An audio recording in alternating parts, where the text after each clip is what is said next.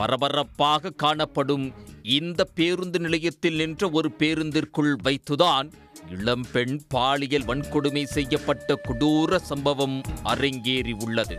மகாராஷ்டிர மாநிலத்தின் புனே ஸ்வர்கேட் பகுதி காவல் நிலையத்திலிருந்து 100 மீட்டர் தொலைவில் உள்ள பேருந்து நிலையத்தில் நடந்த பாலியல் வன்கொடுமை அந்த மாநிலத்தையே உலுக்கியுள்ளது.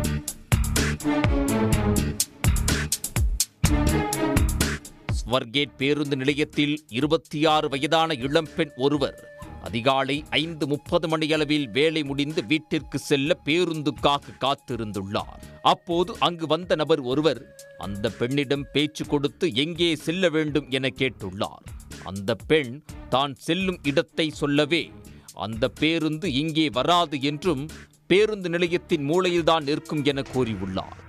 தானும் அந்த பேருந்தில்தான் செல்ல வேண்டும் என்றும் இதனால் தன்னுடன் வருமாறும் அந்த நபர் அழைத்துள்ளார். இதை நம்பிய அந்த பெண் அவருடன் அங்கு சென்றுள்ளார். அப்போது அந்த நபர் கை காட்டிய பேருந்துக்குள் விளக்குகள் எரியாமல் அந்த இடமே இருட்டாக இருந்துள்ளது.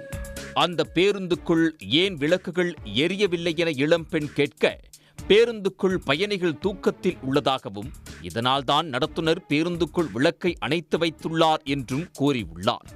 இதனை நம்பி அங்கு அவருடன் சென்று பேருந்துக்குள் ஏறி பார்த்தபோது உள்ளே யாரும் இல்லாததை கண்டு அதிர்ச்சியில் உறைந்தார் அந்த இளம்பெண்.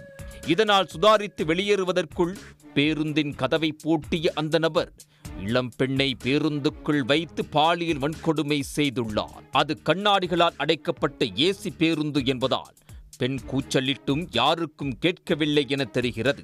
பாதிக்கப்பட்ட பெண் அளித்த புகாரின் பேரில் இந்த சம்பவம் வெளிச்சத்திற்கு வந்த நிலையில் சம்பவ நேரத்தில் பேருந்து நிலையத்தில் பதிவான சிசிடிவி காட்சிகள் வெளியாகியுள்ளன.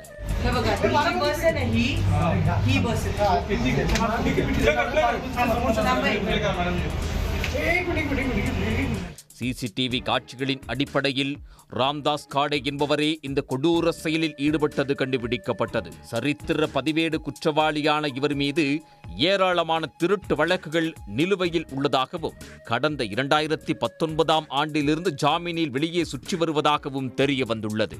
ராம்தாஸ் காடே குறித்து தகவல் தெரிவிப்பவர்களுக்கு 1 லட்சம் ரூபாய் சன்மானம் வழங்கப்படும் என போலீஸ் அறிவித்துள்ளது. சம்பவம் நடந்த பேருந்தின் கதவை சீலிட்டு போலீசார் ஆய்வு மேற்கொண்டனர். பெரும் பாதுகாப்பு குறைபாட்டால் நிகழ்ந்த இந்த பாலியல் வன்கொடுமை சம்பவத்தை கண்டித்து எதிர்க்கட்சியினர் போராட்டத்தில் குதித்துள்ளனர். குறிப்பாக பேருந்து நிலைய அலுவலகத்தின் கண்ணாடிகளை அடித்து நொறுக்கி எதிர்ப்பை தெரிவித்தனர்.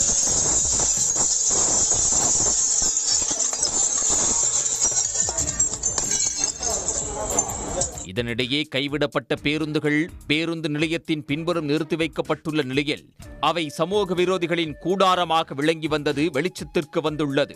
இதனால் வெளியில் தெரியாமல் அங்கு தொடர்ந்து சட்டவிரோத செயல்கள் நடந்து வந்ததாக புகார் எழுந்துள்ளது.